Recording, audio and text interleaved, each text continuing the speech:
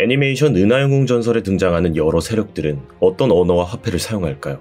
이번 영상에서는 각 세력들이 사용하는 언어와 화폐에 관해 현실에서의 기준을 사용하여 분석하는 시간을 가져보려 합니다. 애니메이션에서는 편의를 위해 모든 세력들이 똑같이 일본어를 사용하지만 설정에 따르면 각 세력들은 사용하는 언어가 다릅니다. 먼저 은하제국은 제국 공용어라는 미래 독일어를 사용합니다. 은하제국의 자치령인 패잔 또한 마찬가지죠. 여기서 독일어라고 추측할 수 있는 이유는 제국이 공식적으로 사용하는 단어들이 모두 독일어로 표현되기 때문인데요.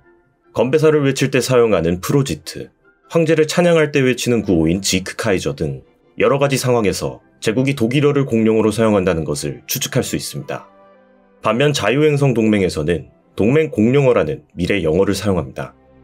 양 웬리 사문회 당시의 자료들과 양의 예편언의 내용이 영어로 쓰여 있는 것을 보면 작중 캐릭터들이 실제로 영어로 대화하지는 않아도 그들이 영어를 사용한다는 것을 추측할 수 있습니다. 그렇다면 여기서 생기는 의문점이 몇 가지 있는데요. 첫 번째는 제국에서 탈출한 농노들이 세운 국가인 동맹은 왜 영어를 사용하는가 하는 의문점입니다. 은하영웅 전설 역사상 처음으로 인류 전체를 통합했던 국가인 지구통합정부는 서력 2129년에 건국되었고 2039년에 발발한 핵전쟁 이후 잿더미가 된 인류 문명을 다시 통합한 국가로 묘사됩니다. 지구통합정부는 영어를 사용하는 호주에 위치한 브리즈번을 수도로 삼는 국가였기 때문에 아마 공용어로는 영어를 사용했을 가능성이 높습니다. 하지만 민주공화정을 정치체계로 사용하였기 때문에 다른 언어를 사용하지 못하게 강제하지는 않았겠죠. 아마 지구통합정부는 공용어로는 영어를 사용하지만 지역과 문화에 따라 여러가지 언어를 혼용하여 사용하는 다문화 국가였을 가능성이 높습니다. 그렇다면 자연스럽게 지구통합정부의 뒤를 이은 은하연방 또한 여러가지 언어를 사용하였을 것이라고 추측할 수 있겠죠. 그에 비해 은하연방의 뒤를 이은 은하제국은 독일어를 사용하는데요. 이는 초대 황제였던 루돌프 폰 골덴바움이 독일계였다는 가정에서 나온 이유라고 추측할 수 있습니다. 실제 독일에는 골덴바움이라는 성을 사용하는 사람들이 있기 때문에 루돌프가 독일계라고 추측할 수 있고 동맹군의 맹장인 우란프 제독 또한 몽골인의 후예라는 언급이 있는 것으로 보았을 때 수천 년의 세월이 지난 시점에서도 자신의 뿌리가 어느 계통인지 아는 사람들이 있다는 것을 알 수 있습니다. 언어를 포함한 사회체계를 독일식으로 바꾼 루돌프였지만 모든 사람들이 사용하는 언어를 단시간에 통일할 수는 없었을 것입니다. 아마도 공용어를 독일어로 사용하되 여러 언어들이 혼합된 사회였겠죠. 그렇다면 알타이르 성계에서 노예 생활을 하던 동맹 건립의 아버지 알레 하이네센이 영어를 사용했다는 가정 또한 성립할 수 있습니다.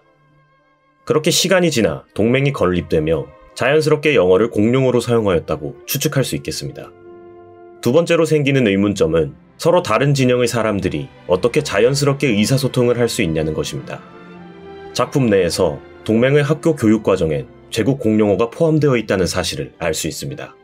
율리안이 제국 공용어를 학교에서 배웠다는 언급이 있죠. 동맹의 사관학교에서도 첩보를 위해 제국 공용어를 전문적으로 가르쳤을 가능성이 높습니다. 그렇다면 동맹에서는 기초교육과정을 거친 사람이라면 어느 정도 제국 공용어를 사용할 수 있었다고 추측할 수 있겠죠. 반대로 제국에서 동맹 공용어를 가르쳤다는 언급은 없지만 우르바시 사건 이전 라인하르트가 읽은 서적이 자유행성 동맹 건국사였다는 점을 본다면 라인하르트 본인은 동맹 공용어를 사용할 수 있었다고 가정할 수 있습니다. 동맹의 역사에 관한 서적을 제국에서 번역했을 리가 없기 때문이죠. 그 이외에도 제국 측 인사와 동맹 측 인사가 대화하는 장면들이 많기 때문에 제국의 장교들 또한 어느 정도 동맹의 언어를 구사할 줄 알았을 것이라고 생각할 수 있습니다. 제국과 동맹 사이에서 무역을 통해 수익을 얻는 패잔의 경우엔 공용어는 독일어지만 무역을 할 때 자유로운 의사소통을 위해서 영어를 배우는 것은 필수적이었겠죠. 이런 이유들로 인해 작중 인물들의 의사소통에서는 큰 위화감은 없었을 것이라고 생각됩니다.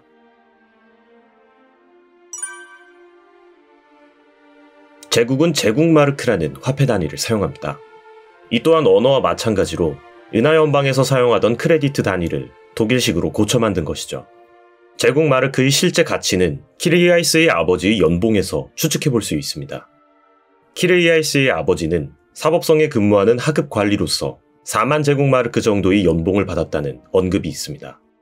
이를 20년차 7급 공무원의 연봉과 대입해 본다면 4만 제국마르크는 약 4천에서 5천만 원 정도라고 추측할 수 있습니다. 1제국마르크는 1000에서 1250원 정도의 환율을 가졌다고 볼 수 있겠죠.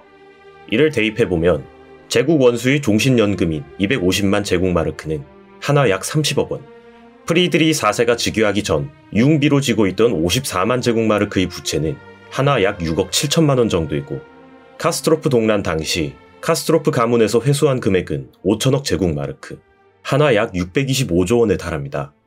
대한민국의 2023년도 총예산인 638조 원에 맞먹는 금액을 보유하고 있었던 것이죠. 반면 자유행성 동맹에서는 디나르라는 화폐 단위를 사용합니다. 이 또한 제국과 비슷하게 작품 내에서 실제 가치를 추측할 수 있는데요.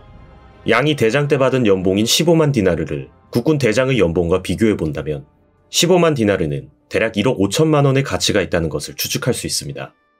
그렇다면 1디나르는 1000원이라는 가정을 세울 수 있죠.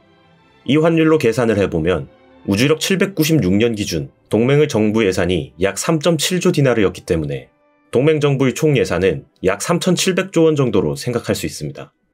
미국의 2024년 총 예산이 9,100조 원인 것에 비해 생각보다 적은 금액이네요.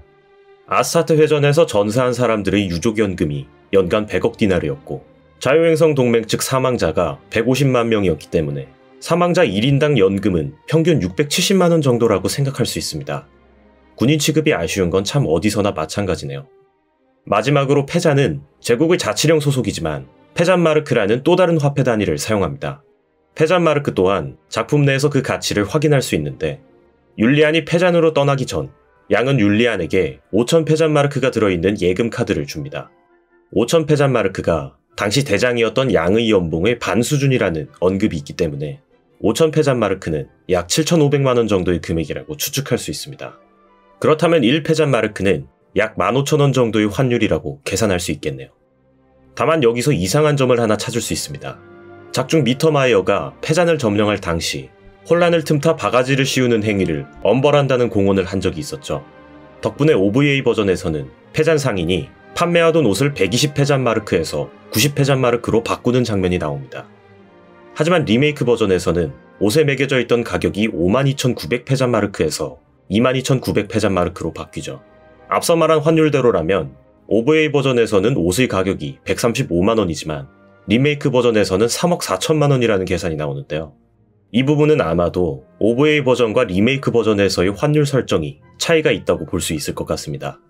참고로 OVA 버전에서 양에게 받은 돈을 허튼 곳에 쓰지 않겠다고 말했던 율리안은 저 가격에 옷을 구입합니다.